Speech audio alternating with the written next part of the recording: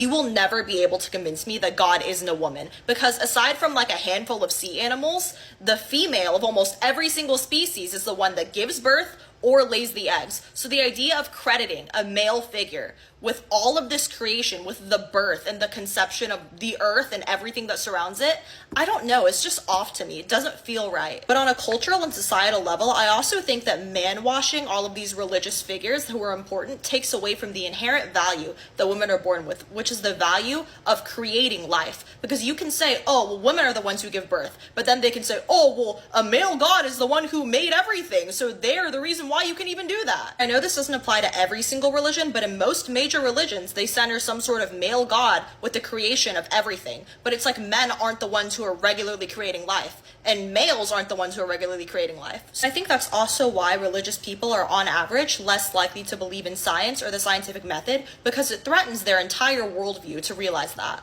Something tells me she made this video because a Christian guy rejected her.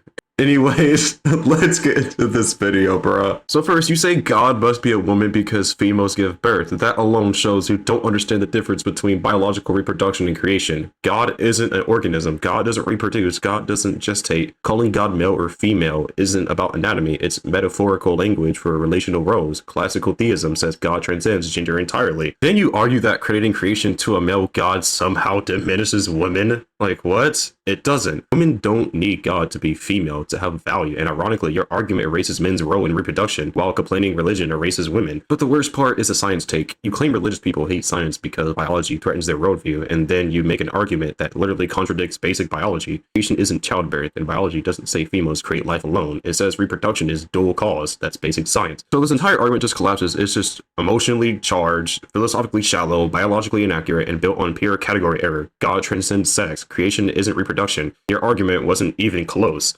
In conclusion, awful argument, bruh.